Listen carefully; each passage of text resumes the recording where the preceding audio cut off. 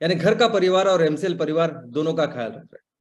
मैं ये भी उम्मीद करता हूं कि आप सभी लोग 1 घंटा बहुत अच्छी एक्सरसाइज कर रहे हो, अपने हार्ट अपने लंग को मजबूत कर रहे हो और अपनी इम्यूनिटी को बढ़ा रहे हो। तो चलिए शुरुआत करते हैं आज के इस सेशन के साथ। दोस्तों, फिर से बारिश हो रही है। अभी 10 ही दिन पहले हमने होली का त्योहार मनाया। होली का त्योहार यह दर्शाता है कि अभी सर्दी का मौसम खत्म हो गया है और अभी गर्मी का मौसम शुरू हो रहा है। लेकिन हमने देखा कि जब होली थी उस दिन भी बारिश चालू थी। 1-2 दिन बारिश ऐसी गिरी कि महाराष्ट्र में बहुत सारे हजारों हेक्टर खेती का नुकसान हो गया, जिसके पंचनामे, जिसकी प्रोसेस प्रक्रिया अभी भी चालू है कंपेंसेशन की। अभी 10 दिन ही हो गए लेकिन फिर से बारिश शुरू हुई है। कल से फिर से महाराष्ट्र में और बाकी के कई सारे इलाके में बारिश शुरू हो गई है। हमारे भारतीय हवामान विभाग ने यह कहा है कि भारत के उत्तर और पश्चिम जो राज्य है, यानी जिसमें यूपी, पंजाब, हरियाणा, राजस्थान, गुजरात, महाराष्ट्र, ये सब जो इलाके हैं, यहां आने वाले 10 दिनों में बहुत सारी बारिश या वर्षा होने वाली है। और ये तब होने वाली है जब किसानों ने बहुत मेहनत करके अपनी फसल उगाई है। सितंबर अक्टूबर में जो उस फसल का काम उन्होंने शुरू किया, अब वक्त आया है कि उस फसल को निकालें, हार्वेस्टिंग करें, उससे 2 पैसे कमाएं, और उसी वक्त ये बारिश होने वाली है और इतना सारा नुकसान हमारे किसानों का भी होने वाला है दोस्तों। और ये बारिश जब आती है इन दिनों, तो ये बारिश वैसे नहीं आती जैसे हम हमारे मानसून के सीजन में देखते हैं, बारिश के सीजन में देखते हैं। ये बारिश जब आती है तो ये बारिश आती है तूफान के साथ, ये बारिश आती है बिजली के साथ, ये बारिश आती है और उस अपने साथ बहुत सारा नुकसान कराती है। ये बारिश आती है बड़े बड़े बर्फ के गोलों के साथ, और बहुत ही कम समय में जब ये बारिश आती है बहुत सारी तबाही या बहुत सारा नुकसान हमारे फसलों का इसमें होता है। दोस्तों, ये बारिश का जो सीजन है, कैसे बारिश होती है, तो इस प्रकृति ने करोड़ों सालों के बाद एक व्यवस्था कायम की है। इस व्यवस्था के अनुसार हमें पता होता है, इनफैक्ट हमें क्या, स्कूल के बच्चों से सभी को पता होता है कि बारिश इन दिनों से आएगी। मई के एंड से बारिश शुरू हो जाएगी। अब केरल को पहली बारिश आएगी और धीरे धीरे करके ऊपर गोवा, महाराष्ट्र करके पूरे भारत में वो बारिश आती है। अब ये व्यवस्था कई सालों से, हजारों सालों से चलती आ रही है, और जिस व्यवस्था को लेके हमने भी अपने खेती का शेड्यूल बनाया है, टाइम टेबल बनाया है, और उस टाइम टेबल के हिसाब से हम अपनी खेती, एग्रीकल्चर करते हैं। इनफैक्ट हमारे देश में जितने भी फेस्टिवल्स हैं, मैक्सिमम फेस्टिवल्स ये जो पूरा शेड्यूल है, ये जो पूरा हवामान और हमारे एग्रीकल्चर का अलग अलग स्टेजेस है, उसको लेके अलग अलग त्योहार हम मनाते हैं। यानी पोंगल से लेके लाहौरी तक ये सब त्योहार हम ऐसे बनाते हैं। ये जो बारिश आती है ये उस हवा के कारण आती है जो उस रेगुलर टाइम में तैयार होती है, और जो जिसे हम मौसमी हवा भी कहते हैं, जो अपने साथ बहुत सारी बारिश लेके उस समय पे, उस टाइम पे आती है। लेकिन आज जो बारिश आ रही है, आज जो बारिश हमारे सामने हो रही है, ये बेवक्त की बारिश है, ये एक्सपेक्टेड नहीं है। इस इतने हजारों लाखों साल हमने देखे हैं, तो इस सालों में कभी भी इतनी बारिश, ऐसी बारिश नहीं हुई। हाँ, बारिश कभी कभी हुई, बेवक्त बारिश, लेकिन कब हुई? जब ये गर्मी का मौसम बहुत ज्यादा बढ़ता है, यानी मार्च से शुरू होकर अप्रैल के एंड मई में, जब गर्मी का सीजन अगर बहुत ज्यादा बढ़ा, एक जगह में गर्मी बहुत ज्यादा होती है, जब ये जमीन बहुत तपती है, और उस जमीन को लेके जो हवा होती है वो भी ज्यादा गर्म होती है, और जब हवा गर्म होती है तो वो ऊपर चली जाती है, और वहां कम दबाव का क्षेत्र तैयार होता है। और जब भी कम दबाव का क्षेत्र तैयार होता है तो आजू बाजू की हवा जोर से, जो हाई प्रेशर से लो प्रेशर की तरफ आती है, अपने साथ बादल लेके आती है और थोड़ी वर्षा भी लेके आती है। ऐसी बारिश हमने देखी। और कब देखी हमने बारिश? तो गर्मी के एंड में देखी। और कितने देर तक वो बारिश होती है? तो 10 मिनट, 12 मिनट, 15 मिनट इतनी होती है, और उसके बाद सभी ठीक ठाक होता है, मौसम पहले जैसा होता है, और इस बारिश से हम किसानों को बहुत ज्यादा नुकसान नहीं होता। लेकिन आज की तारीख में जो बारिश हो रही है, यानी सर्दी का मौसम शुरू भी नहीं हुआ तो बारिश हो रही है, और ये बारिश इतनी ज्यादा देर तक रुक रही है कि तब तक ये पूरी हमारे फसल, हमारी जो किसानों ने की हुई मेहनत है, उसका पूरी तरह से नुकसान करके जाती है। तो क्यों हो रही है ये बारिश? दोस्तों ये बारिश इसलिए हो रही है कि ये सभी क्षेत्र, यानी भारत के उत्तर और पश्चिमी क्षेत्रों में जहां जहां ये बारिश होने की संभावना है, वहां बहुत कम दबाव के ये क्षेत्र तैयार हुआ है। और इसका कारण है कि इस क्षेत्र का, इस जगह का जो टेम्परेचर है वो बहुत ज्यादा बढ़ चुका है। यानी पिछले साल इन्हीं दिनों में जो टेम्परेचर था उसके मुकाबले आज का टेम्परेचर 7 डिग्री 8 डिग्री ज्यादा है। यानी पिछले जगह पे अगर 35 डिग्री सेल्सियस था तो आज वो 42 डिग्री सेल्सियस है। पिछले जगह पे, पिछले साल में अगर 38 39 डिग्री सेल्सियस था तो वो आज 45 46 डिग्री सेल्सियस है। तो दोस्तों आप समझ सकते हैं कि इतना ज्यादा डिफरेंस जब हो रहा है, और वो भी एक थोड़े छोटे से क्षेत्र में या इलाके में नहीं है, तो बहुत बड़ी बड़ी क्षेत्र में हो रहा है। इतनी ज्यादा गर्मी बढ़ रही है, और इसी गर्मी की वजह से बाकी के सभी आजू बाजू का जो हाई प्रेशर का एरिया है वो अपने साथ बहुत सारे हवा ला रहा है, बहुत सारा तूफान ला रहा है, और बहुत सारी वर्षा भी ला रहा है, कि जिसकी वजह से ये सब जो कहर है, ये सब नुकसान है, हमारे किसानों को भुगतना पड़ रहा है। और ऐसा अंदाजा है, यानी भारतीय हवामान विभाग, कृषि विभाग और कई सारे ऐसे लोग जो कृषि क्षेत्र में काम करते हैं, बिजनेसेस जो कृषि क्षेत्र में काम करते हैं, उन्होंने ये बताया कि इस साल हमारी गेहूं की जो यील्ड है या गेहूं का जो आउटपुट है वो बहुत कम होने वाला है, जिसकी वजह से भारत की जो इन्वेंटरी है, भारत गोदामों में, हमारी भारत सरकार गोदामों में ये गेहूं चावल रखती है, तो गेहूं की ये इन्वेंटरी कम होने वाली है। गेहूं जो पब्लिक डिस्ट्रीब्यूशन सिस्टम से हम लोगों को देते हैं उसमें कम होने की संभावना इस साल है। लेकिन इसी के साथ चना, करडई और कई सारे ऐसे क्षेत्र है, कई सारे ऐसे हमारी फसलें हैं जो इसमें बहुत ज्यादा प्रभावित होने वाली है। और उसका एक परिणाम ऐसे भी होने वाला है कि हमारा घरेलू एडिबल ऑयल यानी खाने का जो तेल है उसका भी उत्पादन इस साल कम होने वाला है। हम सभी जानते हैं कि ईंधन और ऊर्जा की जरूरत के लिए भारत एक ऐसा देश है कि जो 80% से भी ज्यादा क्रूड ऑयल या कच्चा तेल बाहर से मंगाता है। हम इस आयात किए हुए तेल के ऊपर हमारी ईंधन और ऊर्जा की जरूरत पूरी करते हैं। लेकिन क्या आपको पता है कि हमारा जो खाने का तेल है, जो हमारे रसोई का तेल है, वो भी आयात करने वाला दुनिया में सबसे बड़ा देश अगर कोई है तो वो है भारत। वो भारत जिसकी अर्थव्यवस्था डिपेंड है कृषि के ऊपर, जिसके अर्थव्यवस्था का बैकबोन है ये कृषि, ये एग्रीकल्चर, वो भारत की जिसमें इतनी सुजलाम, इतनी सुपीक ऐसी जमीन है, बेहद अच्छी ऐसी मिट्टी है, वो भारत की जिसमें इरिगेटेड लैंड दुनिया में सबसे ज्यादा है, अमेरिका से ज्यादा है, चाइना से ज्यादा, वो भारत की जिसमें इतने ज्यादा लोग कृषि क्षेत्र में काम करते हैं जो दुनिया में किसी देश में नहीं है, उस भारत में जो फसल से हम लोग तेल ले सकते हैं, उस तेल के लिए भी हम लोग बाहर से मंगाते हैं। और वो भी किन किन दिनों से, जो वो उन देशों से हम लोग ये आयात करते हैं जो देश बहुत ही छोटे हैं, जिनके पास खेती और बाकी सब कुछ हमारे मुकाबले कई बहुत कम है। उन देशों से आज हम खाने का तेल, रसोई का तेल इंपोर्ट करते हैं। लेकिन दोस्तों ये सिचुएशन ये अभी अभी पैदा हुई है, ये ऐसा हमेशा नहीं थी। यानी एक वक्त ऐसा था कि हम सिर्फ इसमें, इस एडिबल ऑयल में सिर्फ आत्मनिर्भर नहीं थे, तो हम नेट एक्सपोर्टर थे। यानी हम ये खाने का तेल तैयार करते थे, हमारी खुद की जो जरूरत है उसको पूरा करते थे और एक्सपोर्ट करते थे। हमारे आजादी के पहले हम नेट एक्सपोर्टर थे इस एडिबल ऑयल के। आजादी के पहले 300 साढ़े 300 साल तक अंग्रेजों ने यहां हमारे देश में राज किया। हम सभी कहते हैं कि अंग्रेज इसलिए अमीर हुए कि अंग्रेजों ने हमारा यहाँ का बहुत सारा सोना लूटा और चले गए। लेकिन दोस्तों ये हकीकत नहीं है। उस लूटे हुए सोने की वजह से वो अंग्रेज इतने अमीर नहीं बने। वो अमीर बने इसलिए कि वो हर साल सोना लेते थे, सोना उगाते थे, और जिस सोने की वजह से इतनी बड़ी इकोनॉमी बनी, और वो सोना आता था एग्रीकल्चर से, हमारे खेतों से। अंग्रेजों ने सबसे ज्यादा संपत्ति का निर्माण जो किया वो अपने एग्रीकल्चर की वजह से। उन्होंने यहां जाके सिर्फ और सिर्फ फोकस किया हमारे एग्रीकल्चर के ऊपर। जो उनको जरूरत थी, जो चीज वो दुनिया में बेच सकते थे, वो यहां तैयार करते थे और दुनिया में बेचते थे।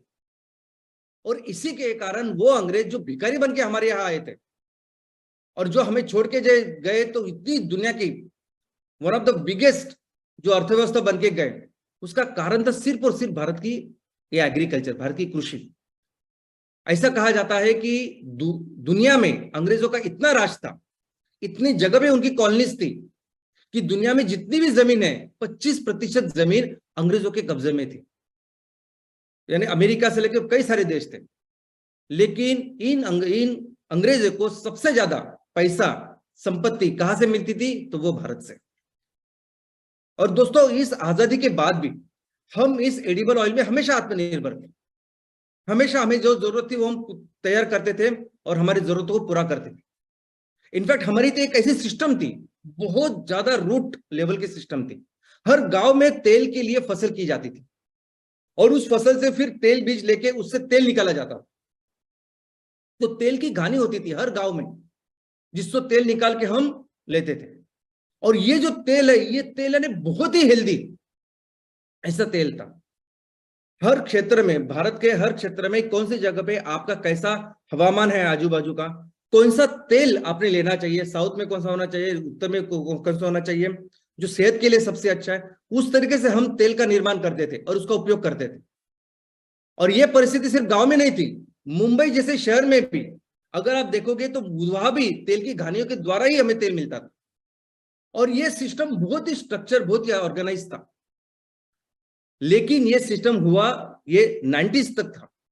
उसके बाद जब इकोनॉमी ओपन हुई, तब और बहुत सारी ब्रिटिश ईस्ट इंडिया कंपनी या ईस्ट इंडिया कंपनी वर्जन 2 के नाम से कई सारी कंपनी आई, और जिन कंपनियों ने फिर अपना तेल, अपना गंदा तेल, अपना घटिया तेल भारत में बेचने की शुरुआत की। दोस्तों, आपको अंदाजा नहीं, लेकिन हम हमारे जो देसी तेल है उसके साथ बाहर के तेल आज जो हम लोग इंपोर्ट कर रहे हैं उसके साथ तुलना ही नहीं कर सकते। हमारे तेल इतने अच्छे हैं। और इन लोगों ने इस तरीके से इस बिजनेस का निर्माण किया। यानी हम सभी लोगों ने इस चीज को पढ़ना चाहिए, समझना चाहिए। ये बहुत इंपॉर्टेंट इतिहास है कि किस तरीके से बिजनेसेस किया जाता है, किस तरीके से सिस्टमेटिकली इन लोगों ने हमारे इस पूरे व्यवस्था को नष्ट किया। ये अगर आप पढ़ोगे तो आपको पता चलेगा। सबसे अच्छा जो तेल है उसको नष्ट करके आज ऐसी परिस्थिति है कि 55 से 60% जो तेल हमें लगता है ना, वो हम बाहर से मंगाते हैं। और आज की परिस्थिति यह है कि आज इस साल तो इस सभी प्रॉब्लम की वजह से हो सकता है कि हम 70% तक एडिबल ऑयल हम बाहर से मंगाएं। तो दोस्तों, आज कुछ चीजें मैं आपके सामने रखना चाहता हूं। उसमें से पहली चीज है कि किस तरीके से ये ग्लोबल वार्मिंग, क्लाइमेट चेंज हमारी पूरी दुनिया के ऊपर अभी, और सबसे इंपॉर्टेंट हमारी एग्रीकल्चर के ऊपर परिणाम कर रहा है। सबसे पहले तो मैं बता दूं कि 2022 में आईपीसीसी यानी inter governmental panel of climate change, United Nations की जो एक संस्था जिन्होंने बनाई है सिर्फ क्लाइमेट चेंज के लिए, यूनाइटेड नेशंस संयुक्त राष्ट्र संघ, यानी दुनिया के जितने भी राष्ट्र है, जितने भी देश है, वैसे 195 देशों का वो संगठन है। अभी इस क्लाइमेट चेंज के ऊपर दुनिया में हजारों संगठन काम करते हैं, हजारों लाखों लोग हैं जो इसमें शामिल है, जो इसके ऊपर काम कर रहे हैं, साइंटिस्ट हैं, अलग अलग लेवल के स्पेशलिस्ट हैं जो इस पे काम करते हैं।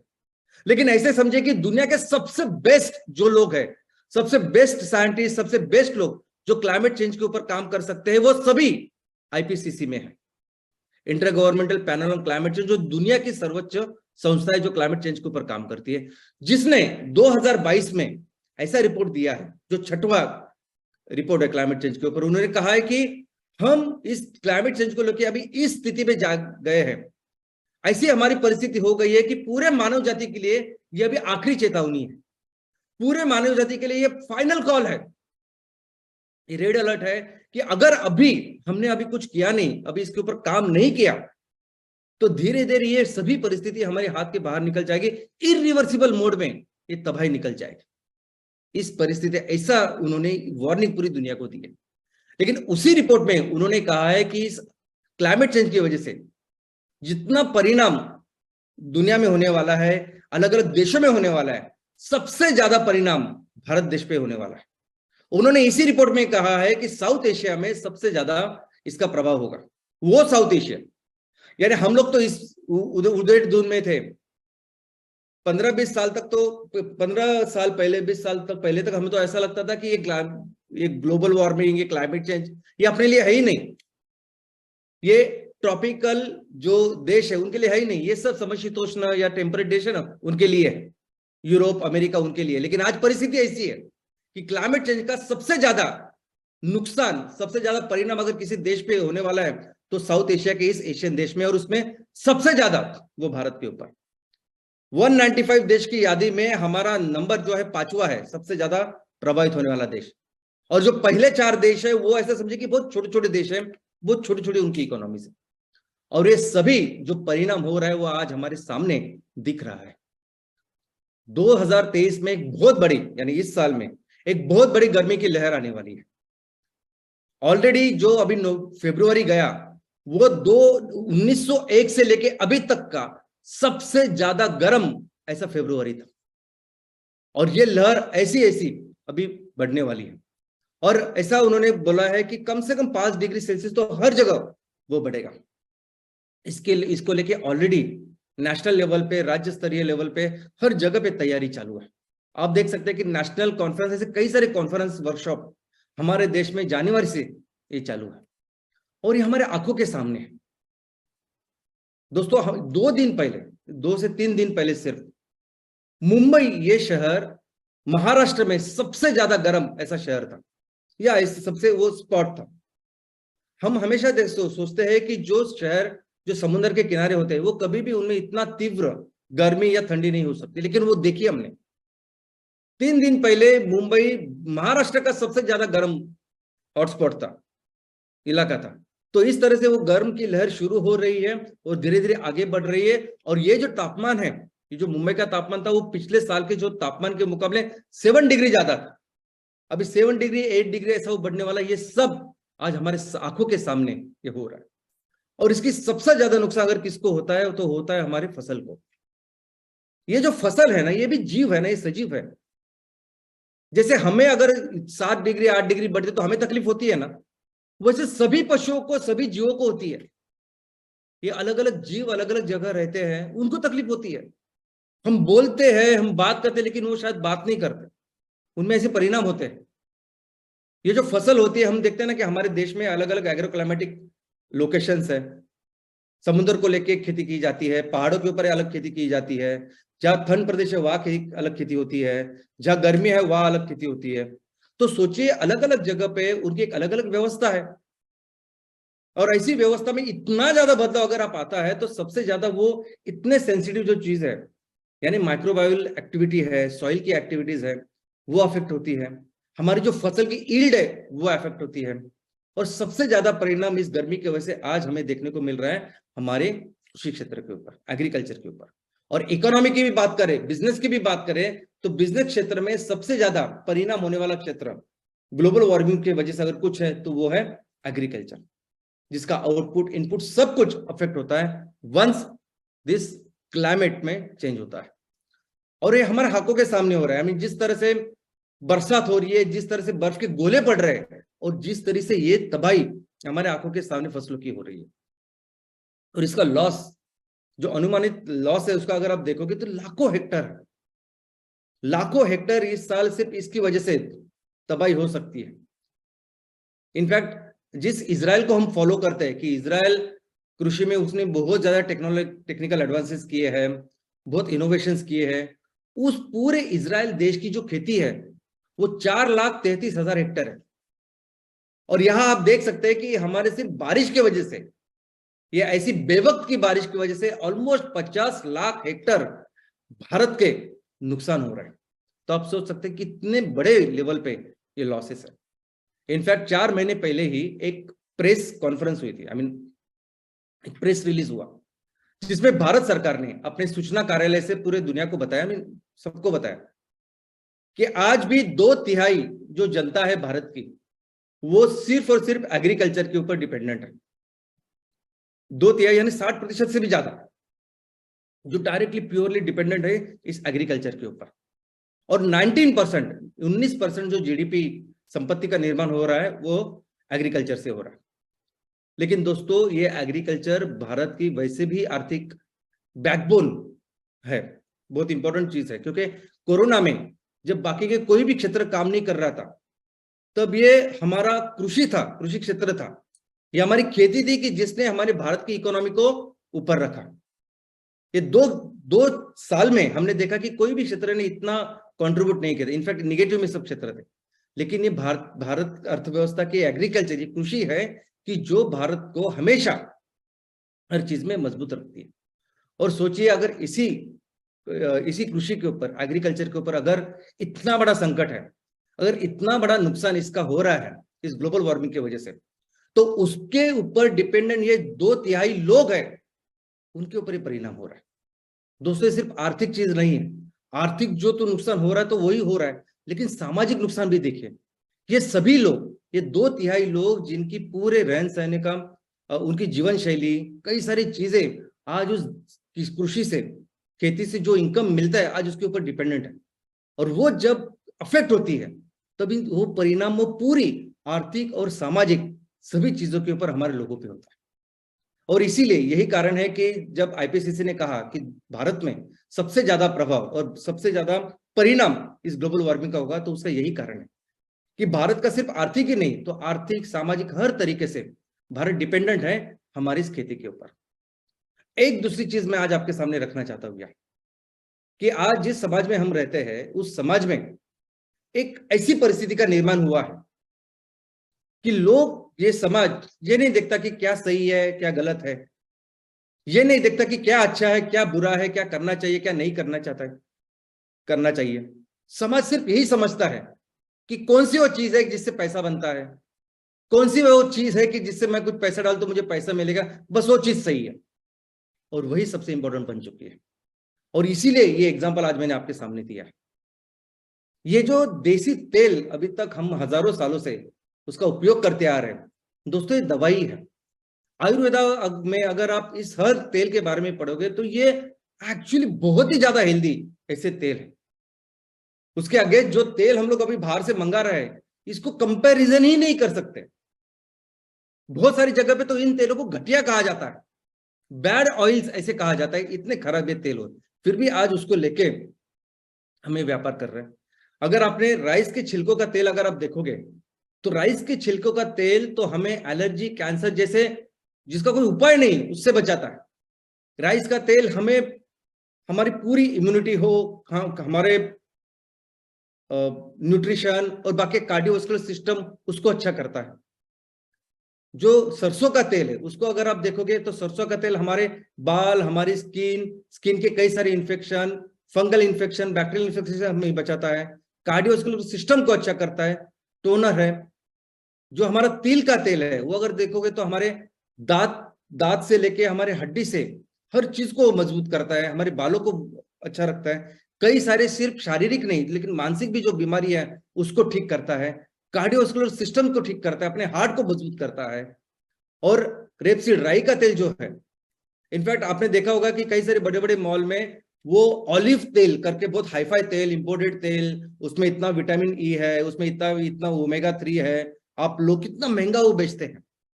लेकिन शायद आपको अंदाजा नहीं है, हमारा ये राई का तेल भी है ना, वो इस ऑलिव तेल से कई गुना अच्छा है। और जिस ओमेगा 3 की बात करते हैं ना, उससे कई गुना ज्यादा ओमेगा 3 हमारे इस राई के तेल में। विटामिन ई तो उनसे ज्यादा बहुत ज्यादा है ही, एंटीऑक्सीडेंट भी है। यानी कंपैरिजन ही नहीं हो सकता हमारे इन तेलों का और जो बाहर से हम लोग मंगाते हैं उन तेलों का। कोकोनट ऑयल आप देखिए, कोलेस्ट्रॉल कम करता है, डेंटल हेल्थ इंप्रूव करता है, हमारी हार्ट को हमेशा अच्छा रखता है, वेट लूज करता है, हमारी इम्यून सिस्टम को बढ़ाता है, बोन सिस्टम हो, डायबिटीज हो, हर चीज को वो अच्छा रखता है। ये सभी तेल बहुत अच्छे हैं। और ये तेल हमारी क्या परंपरा है, कैसे हम लोग इस्तेमाल करते हैं, ये हमेशा हम उसको तेल के घानी से इस्तेमाल करते हैं। जब भी ये तेल की फसलें हम उगाते हैं, उनकी बीज लेके उनको प्रेस करके वो तेल हम लोग जो इस्तेमाल करते हैं, वही सबसे अच्छा तरीका है, वही सबसे सेहतमंद ऐसा तरीका है। ये जो रिफाइंड तेल, ये जो हम लोग आज बाहर से मंगा रहे हैं और खा रहे हैं और जो फैक्ट्री में बन रहा है, ये तेल को बहुत सारे केमिकल प्रोसेस से हो जाता है, बहुत सारे केमिकल्स उसमें ऐड हो सकते हैं। इनफैक्ट बहुत बार तो इस तेल को गर्म किया जाता है, कम किया जाता है, और इस गर्मी कमी में उसमें जो बैड कोलेस्टेरॉल है, जो खराब फैट है, उसकी मात्रा बढ़ती है और बिल्कुल सेहत के लिए वो तेल अच्छा नहीं है। लेकिन फिर भी आप देखोगे तो बिजनेस किसका हो रहा है। इतनी सारी चीजें, यानी मैं अगर इस पे सेशन लूं तो मुझे एक सेशन कम गिरेगा, इतनी ज्यादा चीजें हमारे अच्छे तेलों में, फिर भी बिजनेस कौन कर रहा है। जिस तरीके से मार्केटिंग हो रही है, जिस तरीके से प्रमोशन करते हैं, इनफैक्ट जिस तरीके से जैसे 90s में उन्होंने कदम रखा, उसके बाद हमारे तेलों को बदनाम करने के लिए कई सारी चीजें हुई, कई सारे हादसे हुए। आप जब पढ़ाई करोगे, इसको अच्छी तरह से समझोगे, तो आपको पता चलेगा किस तरह से लोग बिजनेस करते हैं, किस तरह से सबसे अच्छी चीज, हेल्दी चीज, दवाई की चीज उसको बर्बाद करके उसमें जहर के साथ लोगों को खिलाते हो। ये सब दिख रहा है, ये सब बहुत अच्छा एग्जांपल इस वजह से है। और मैं आज आपको इसलिए ये सब बता रहा हूं कि ये सेम पॉसिबल है हमारे बायोफ्यूल इंडस्ट्री के साथ। ये बायोफ्यूल इंडस्ट्री यानी आज की संकट में, आज के दौरान, ये पूरी दुनिया में जो इतना बड़ा संकट छाया हुआ है, इसका सोल्यूशन आज हम दुनिया को दे रहे हैं। और सिर्फ उसका सोल्यूशन नहीं है, कई सारी चीजें हैं जिसका सोल्यूशन हम अपने बायोफ्यूल इंडस्ट्री के साथ पूरी दुनिया को, लोगों को, समाज को देने वाले हैं। लेकिन ये जो चीज है वो किसके अगेंस्ट देने वाले हैं, तो उसके अगेंस्ट उस कंपनी को, उस इंडस्ट्री को हम रिप्लेस करना चाहते हैं जो आज की तारीख में दुनिया की सबसे बड़ी इंडस्ट्री। ये वो इंडस्ट्री है कि जिसमें सबसे ज्यादा पैसा आज जिसमें लगता है। 2 ट्रिलियन से भी ज्यादा पैसे हर साल लगते हैं। इनफैक्ट 2 ट्रिलियन उससे भी बहुत ज्यादा, 200 लाख करोड़ से ज्यादा पिछले साल इस पे खर्च हुए, इन्वेस्ट हुए। पिछले साल जितना इसमें निवेश हुआ था उसके ऊपर 8% ज्यादा निवेश हुआ है इस साल। यानी हम पूरी दुनिया को पता है, बच्चों को पता है कि इस जीवाश्म ईंधन की वजह से दुनिया तबाही हो रही है। ये सब तबाही जो चल रही है इसकी वजह से हो रही है। लेकिन फिर भी आप देखते हैं कि सबसे ज्यादा पैसा इसमें आ रहा है, सबसे ज्यादा रेवेन्यू इसका है, सबसे ज्यादा माल जो बेचा जाता है वो ये है। तो अगर हमें, और ये इतना इन्फ्लुएंशियल है, इतना पावरफुल है, तो अगर हमें इस पूरे जो सेक्टर है अगर इसको रिप्लेस करना है तो हमें एक चीज के ऊपर फोकस करना पड़ेगा, और वो फोकस है बिजनेस। हम जो बायोफ्यूल के प्रोजेक्ट्स कर रहे हैं, उस बायोफ्यूल प्रोजेक्ट को इस तरीके से करना होगा कि बहुत अच्छा रिटर्न, बहुत अच्छा प्रॉफिट हमें सबको देना पड़ेगा, कमा के देना पड़ेगा, हमारे सभी स्टेक होल्डर्स को देना पड़ेगा। जो हमारी इस बिजनेस में काम करते हैं उनको सबसे अच्छी आमदनी इस प्रोजेक्ट की वजह से होनी चाहिए। और सबसे इंपॉर्टेंट, इन्वेस्टर्स, जो लोग इस पे पैसा डालते हैं उनको एक बहुत अच्छा रिटर्न अगर हम लोग दें तो वो इस पे पैसा डालें। और ये सबसे इंपॉर्टेंट चीज है। इसके अलावा और एक संकट आज हमारे सामने है, और वो है इकोनॉमिक रिसेशन का, जागतिक मंदी का। और इस जागतिक मंदी के साथ आ रही है और एक मंदी, वो है रोजगार की मंदी। दोस्तों, आज दुनिया में कई सारी ऐसी बड़ी बड़ी कंपनियां हैं जो अपने रोजगार कम कर रही है, लोगों को हटा रही है, कम कर रही है अपने कंपनियों से। मेटा करके कंपनी है जो पेरेंट कंपनी है, ये व्हाट्सएप, फेसबुक, इंस्टा, इन सब की, उन्होंने 11,000 लोगों को काम से निकाल दिया है। और कुछ दिन पहले ही उन्होंने फिर से कंफर्म किया कि हम और 10,000 लोगों को यहां से निकालेंगे, हमारी जॉब से निकालेंगे। उसके अलावा गूगल ने ऑलरेडी 12,000 लोगों को अपनी जॉब से निकाल दिया है, और उन्होंने ये भी संकेत दिया है कि और लोगों को वो इसमें कम करेगा। इसके अलावा टेस्ला और कई सारी दुनिया की ऐसी कंपनियां हैं जो बहुत सारे लोगों को अभी कम करने के पीछे है, बहुत सारे लोगों को निकालने वाली है। अभी मैं इन कंपनियों का एग्जांपल आपको क्यों दे रहा हूं, क्योंकि ये वो कंपनियां हैं जो मैंने आपके सामने रखी है, जो दुनिया की सबसे ज्यादा प्रॉफिटेबल कंपनी है, जो सबसे ज्यादा इनकम लेती है, सबसे ज्यादा रेवेन्यू निर्माण करती है। वो कंपनियां अगर अपने कंपनियों से लोगों को निकाल रही है तो आप सोच सकते हैं क्या सिचुएशन है। तो इसका मतलब यह है कि कई सारी कंपनियां हैं जो हमारे देश में बाहर अभी ये इसको फॉलो कर सकती है। और अगर हमारे देश की बात करें तो हमारे देश में ऑलरेडी अनएम्प्लॉयमेंट को लेकर एक बहुत बड़ा इशू है, बेरोजगारी का एक बहुत सेंसिटिव, संवेदनशील ऐसा इशू है। और उस टाइम जब ऐसी मार, जो ग्लोबल वार्मिंग की वजह से जो खेती के ऊपर जो परिणाम हो रहे हैं उसके ऊपर से, तो ये जो प्रॉब्लम है, ये इशू बहुत ज्यादा बढ़ने वाला है। और ऐसे सभी सिचुएशन में जब हम सभी प्रॉब्लम को लेके कोई सॉल्यूशन लेके आ रहे हैं, तो दोस्तों सबसे पहले तो हम जो काम कर रहे हैं वो कितना महत्वपूर्ण काम है, इसको आप समझिए। कि जो भी काम आप गांव गांव में कर रहे हैं, तहसील लेवल पे कर रहे हैं, दिन रात कर रहे हैं, और मैं देखता हूं, मैं बहुत ही ज्यादा खुशनसीब हूं कि मेरे हमारे फैमिली में आप जैसे लोग हैं। लेकिन इस कंपनी को, इस हर काम को लेके मैं आपको समझाना चाहता हूं कि ये काम सबसे महत्वपूर्ण काम आज हम कर रहे हैं। ये सोल्यूशन जब हम दुनिया को दे रहे हैं, ये सबसे महत्वपूर्ण ऐसा सोल्यूशन है, क्योंकि ये जो एमसीएल का प्रोजेक्ट है, अलग अलग प्रोजेक्ट जो हम लोग कर रहे हैं, ये कई सारे प्रॉब्लम के सोल्यूशन है। ये सिर्फ ग्लोबल वार्मिंग को नहीं कम करने वाले, ये सिर्फ हमारे देश की इकोनॉमी को नहीं, तो कई सारे सामाजिक, आर्थिक, कई सारे सवालों का यह हल है। और जैसी परिस्थिति आज बनी हुई है ना, तो सबसे इंपॉर्टेंट ड्यूटी, कर्तव्य आज अगर मेरा कुछ है, आपका कुछ है और हम सबका कुछ है, तो वो है हमारे प्रोजेक्ट्स, उसको अच्छी तरह से चलाना, हमारे प्रोजेक्ट्स के ऊपर बहुत 100% ध्यान देना, और उसको बहुत बेस्ट ऐसे प्रोजेक्ट्स, ऐसे बिजनेस उसमें निर्माण करना।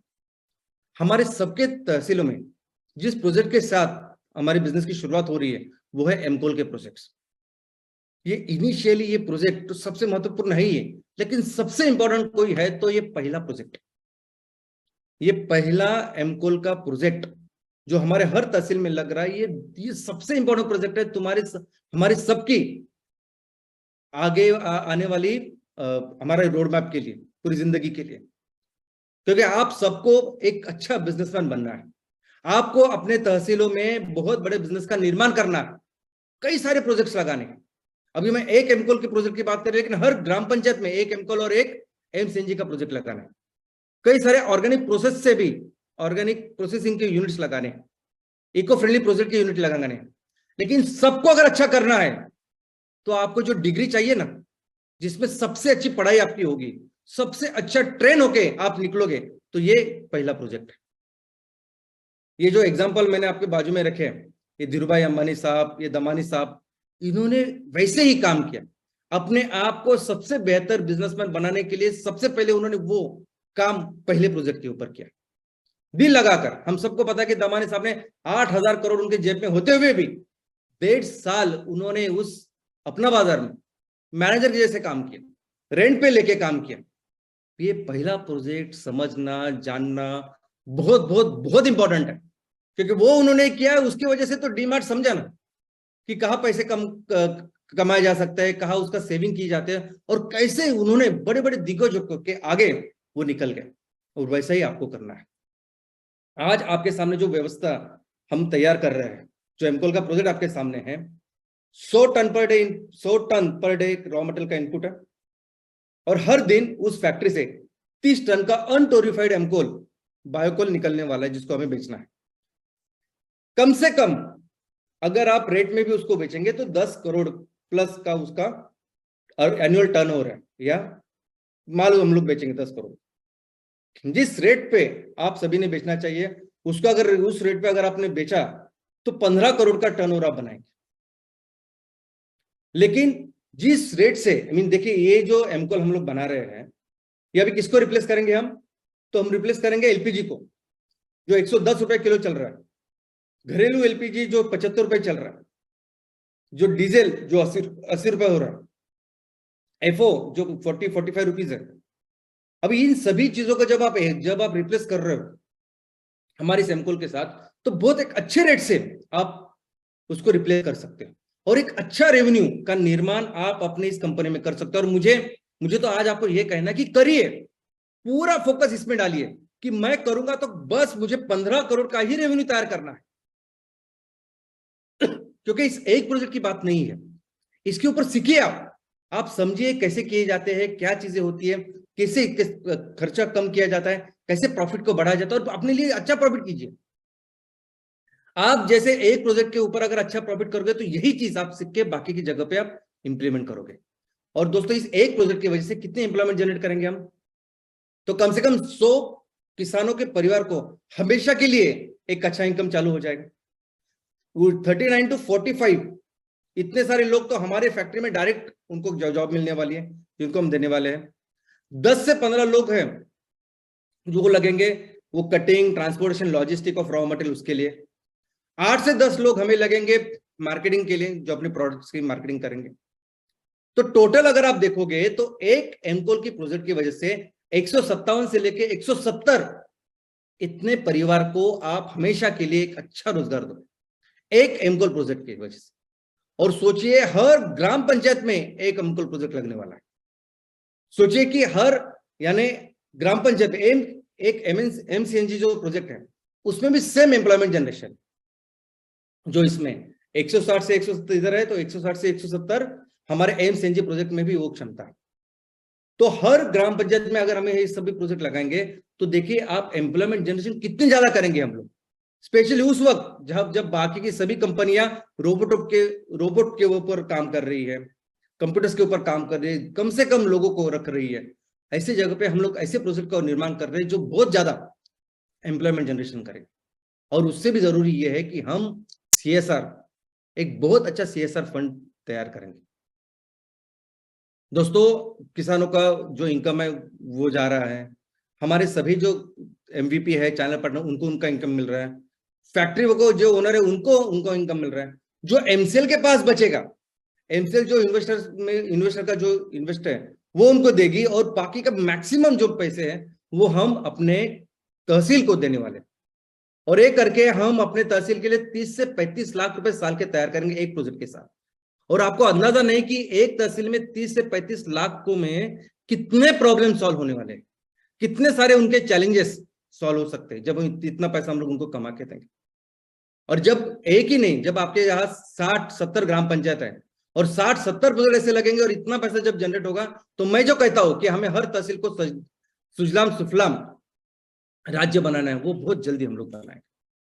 और परिस्थिति तो आज ऐसी है, जो संकट आज हमारे सामने है, हर दिन हम लोग देख रहे हैं दोस्तों, ये सिचुएशन बहुत ही गंभीर है, बहुत ही सीरियस है।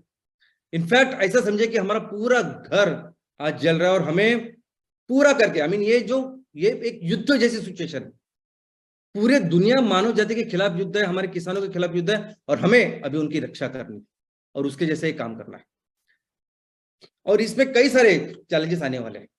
देखो, ये जो काम हम लोग कर रहे हैं, जो प्रोजेक्ट इस तरीके के हम लोग जो कर रहे हैं, वेट बायोमास के ऊपर प्रोजेक्ट, इतने बड़े स्केल के ऊपर प्रोजेक्ट, ये कभी किसी ने किया नहीं, ना भारत में कहीं किसी ने किए है, ना प्रदेश में कहीं है।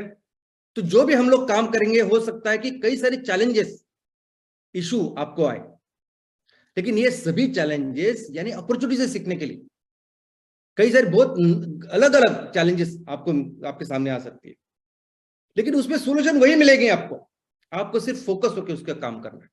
सबसे पहले तो आपका फोकस ये है कि जिस दिन फैक्ट्री शुरू होगी उसी दिन से रेवेन्यू कंपलसरी शुरुआत होनी चाहिए। यानी अभी बहुत सारे लोकेशन ऐसे है कि जहां अभी फैक्ट्री एग्जीक्यूशन का काम चालू है, उसको थोड़ा सा अभी 2-3 महीने लगने वाले हैं वो पूरा प्रोजेक्ट कंप्लीट होने के लिए। तो भी ये पूरे 1-2 महीने में आप पूरा डिटेल ऐसा एक्शन प्लान बनाएंगे कि जब फैक्ट्री शुरू होगी ना, पहले दिन से इस फैक्ट्री के साथ मेरा उत्पन्न या मेरा रेवेन्यू, मेरा प्रॉफिट स्टार्ट होना चाहिए। भले ही पहले दिन आप सिर्फ 5% कैपेसिटी पे काम करो, 100 टन पर डे इनपुट है ना, आप 5 टन पर डे इनपुट के ऊपर काम करो। मैं 5 टन इनपुट डालूंगा और मैं 1.5 टन 1500 किलो उसको निकालूंगा और 1500 किलो यहां बेचूंगा। काम ऐसा कीजिए ना कि 30 टन का आउटपुट है ना, 30 टन की ऑलरेडी ऑर्डर्स आपके हाथ में होनी चाहिए, क्योंकि जो हम तैयार कर रहे हैं उसकी जरूरत आज पूरे मार्केट में है। और दोस्तों, हमेशा out of the box think कीजिए। कई सारी चीजें जो आप इसको करने के लिए आपके सामने आएंगी, चैलेंजेस, इशू, इसके लिए कोई किताब नहीं मिलेंगी जिसमें उससे सोल्यूशन लिखा है। कोई आदमी नहीं है अभी आजू बाजू में जो आपको गाइड करेगा कि देखो इस ऐसे सिचुएशन में आपको ऐसा करना है। आपको सोचना पड़ेगा और आपको हल मिलेगा, सोल्यूशन मिलेगा। वो क्या हुआ कि अंग्रेजों ने इस भारत को लुटते लुटते 300-350 सालों में उनको चाहिए थे सिर्फ मैनेजर्स, सिर्फ क्लर्क्स, और वो आदत लगा दी हमको कि हमें कोई भी काम करने के लिए चाहिए एसओपीज, कोई भी काम करने के लिए चाहिए वो गाइडेंस, जॉब डिस्क्रिप्शन, बस वो देख के फिर हम अपना काम करते हैं, कोई जरूरत नहीं।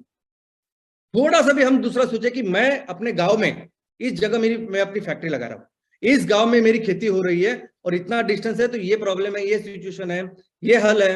एकदम सिंपल सोल्यूशन आपको वहां से मिलेंगे। आप सिर्फ ओपनली सोचिए। और देखो, ये कारण ये भी है कि कोई सॉल्यूशन आपको नहीं मिलेगा क्योंकि किसी कंपनी ने इस तरह से डेडिकेटेडली किसानों के लिए काम ही नहीं किया। और हमारा ऐसा है कि हम डे वन से इनके ऊपर ही काम कर रहे हैं।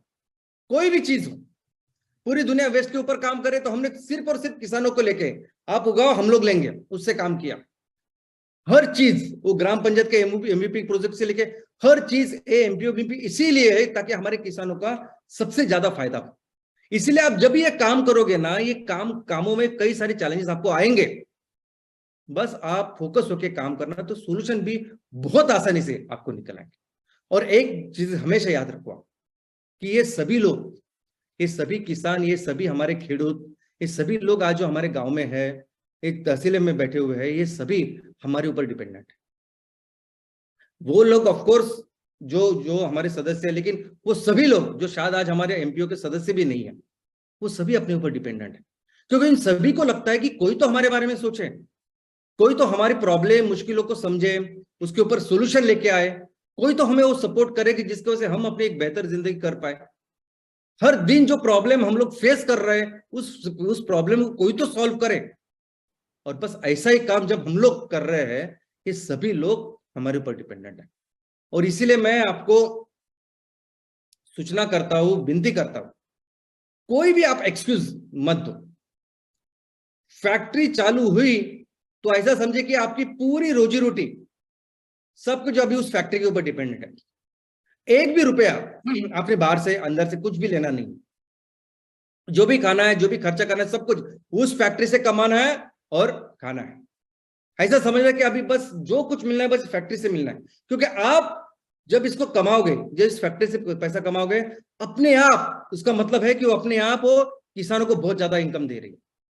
इसका मतलब वो है कि हमारे गांव में जो भी एंटरप्रेन्योर काम करे उनको इनकम दे रही है। आप सभी का जो कुटुंब यानी फैमिली मेन पर्सन हो, कुटुंब प्रमुख हो तहसील के, आपकी जिम्मेदारी बनती है कि डे वन से कैसी फैक्ट्री चले और कैसे मैं आमदनी, इनकम पूरे सबके लिए, हमारे सभी टीम के लिए बनाऊं। और इसीलिए रॉ मटेरियल के लिए भी एक्शन प्लान बनाइए। क्योंकि आज जो रॉ मटेरियल हम लोग तैयार कर रहे हैं नेपियर ग्रास द्वारा, तो हम सबको पता है कि नेपियर से जो खेती होने वाली है, उसकी जो फसल आएगी वो 4 महीने के बाद आएगी। हमको पता है कि उसको आने के लिए अभी वक्त लगता है। तो इस 4 महीने में मैं कौन सा रॉ मटेरियल इस्तेमाल करूं?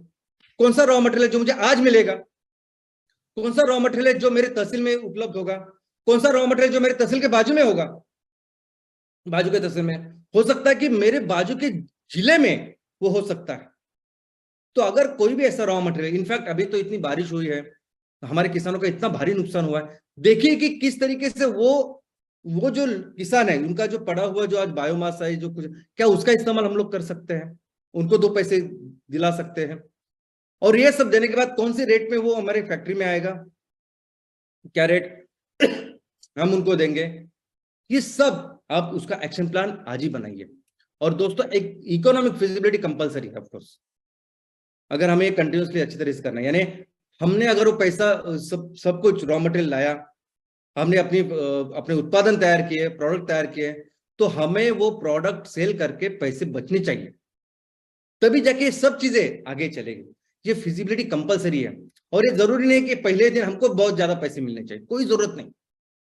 सबसे ज्यादा पैसे किसानों को मिलने चाहिए, एमवीपी को मिलने चाहिए, सबको मिलने चाहिए। जो ओनर है, जो मेन प्रमोटर है, हमारे पास एकदम कम पैसे मिले तो भी चलेगा, कम पैसे रहे तो भी चलेगा, क्योंकि हमें बहुत ज्यादा काम आगे करना है और वैसे ज्यादा जरूरत भी नहीं हमारी पैसों की। लेकिन सबसे इंपॉर्टेंट क्या है कि हमने सबकी रिस्पॉन्सिबिलिटी ली है, सबकी जिम्मेदारी ली है। और इस जिम्मेदारी वो सिर्फ 15,000 लोगों की नहीं जो हर तहसील में है। बहुत सारे लोग हैं कि जो राह देख रहे हैं, जिनको लगता है कि हम लोग जो बोल रहे हो जल्द से जल्द हो, ताकि सभी लोग उसमें शामिल हो, सबकी जरूरत आ जाए। और हमने सभी ने हमारे तहसील में एक लक्ष्य रखा। हम सभी ने हमारे हर तहसील में ऐसा लक्ष्य रखा कि हम अपने तहसील में कम से कम 3,000 करोड़ का रेवेन्यू तैयार करेंगे, 3,000 करोड़ का माल तैयार करेंगे और उसको बेचेंगे। और फिर उसे 8 गुना, 10, 9 गुना इतना जीडीपी का निर्माण होने वाला है। और दोस्तों, मुझे बहुत गर्व होता है, मैं बहुत गर्व महसूस करता हूं, मैं बहुत खुश हूं। मुझे आप सभी को बहुत सारा आपका अभिनंदन करना है कि आप सभी ने इस लक्ष्य को अभी पूरी दुनिया के सामने रखा है। हर तहसील की कंपनी ने पूरी दुनिया को अभी समाज के सामने रखा है कि मैं अपने तहसील में 3,000 करोड़ का रेवेन्यू बनाऊंगा, इतनी इकोनॉमी का निर्माण करूंगा। और मैं आप सबको बधाई देता हूं। कि नहीं, आपने ओपनली सबकी दुनिया के सामने इसको सब कुछ रखा है, क्योंकि मुझे पता है कि आप करने वाले हो। और जिस तरह से डेडिकेटेड होके, जिस तरह से सिंसियर हार्डवर्क आप सब लोग कर रहे हैं, हम करेंगे, हर तहसील में करेंगे। किसी भी राज्य में किसी भी छोटा तहसील, छोटे से छोटा भी तहसील हो, वहां भी ये करेंगे। क्यों करेंगे? क्योंकि भारत बना ही ऐसे है। भारत को कुदरत ने, प्रकृति ने अपने हाथों से बनाया है। हर छोटे छोटे तहसील में हमारे पास इतने सारे रिसोर्सेस है कि हम कम से कम 3,000 करोड़ का रेवेन्यू या माल तैयार करेंगे और उसको पूरी दुनिया में बेच सकते हैं, और उससे कई ज्यादा हमारे तहसीलों में हो सकता है। और दोस्तों, लेकिन सबसे इंपॉर्टेंट क्या है? तो सबसे इंपॉर्टेंट है ये पहला प्रोजेक्ट, ये पहला एमकोल का प्रोजेक्ट, जिसमें ज्यादा से ज्यादा पढ़ाई करो, ज्यादा से ज्यादा काम करो, बहुत सारे मार्क्स लाओ। जो जिस मार्क्स का, जिस पढ़ाई का, जिस काम का उपयोग आपको जिंदगी के लिए हमेशा के लिए होने वाला। और मार्क्स का मतलब क्या है? तो इनकम, बहुत ज्यादा इनकम तैयार करो, मैक्सिमम रेवेन्यू तैयार करो, मैक्सिमम प्रॉफिट तैयार करो, और सबके लिए पैसा कमाओ। किसानों के लिए कमाओ, अपने लोगों के लिए कमाओ, गांव के लिए कमाओ, और अपने खुद के लिए कमाओ। और जहां तक इस टेम्परेचर की बात है ना, कि मैंने बताया कि जैसे 7 डिग्री 8 डिग्री टेम्परेचर बढ़ रहा है, कि जिसकी वजह से अब ये तूफान आ रहे हैं। ये प्रकृति में एक ऐसी व्यवस्था है कि इस जगह का टेम्परेचर 10 डिग्री से भी कम कर सकते हैं। ऐसी जगह जहां अच्छे अच्छे पेड़ है, बड़े पेड़ है, पेड़ों की कैनोपी है, ऐसे जगह का जो टेम्परेचर है ना, वो बाजू के टेम्परेचर से, बाजू के इलाके से जो तापमान होता है ना, उससे 10 डिग्री सेल्सियस कम होता है। और ये ओपन है, आप पढ़ाई कीजिए, आप देखिए, ये आपको मिलेगा। और मिलकर जब हम इतने सारे किसान, इतने सारे लोग बने हैं, हर तहसील में ऐसा टेम्परेचर, ऐसी चीज हम लोग बनाएंगे। इनफैक्ट मैं तो आपको कहता हूं कि हमारी इस प्रकृति में सभी प्रॉब्लम से सॉल्यूशंस है। आपको ईंधन चाहिए, ऊर्जा चाहिए, आपको जो कुछ लगता है। हमने अभी अभी जन्म लिया है। मनुष्य सिर्फ 2 सेकंड के लिए, अगर ये पृथ्वी अगर 24 घंटे से है, तो हम मनुष्य 2 सेकंड से इस पृथ्वी के ऊपर है।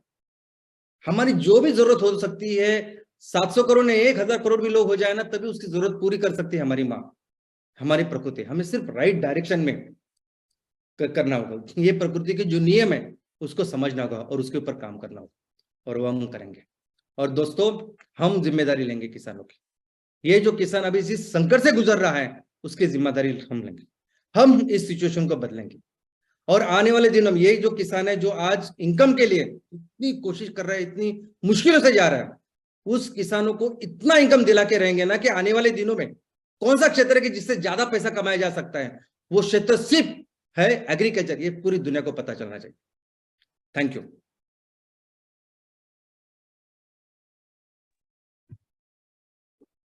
जी हाँ सर, पूरी दुनिया को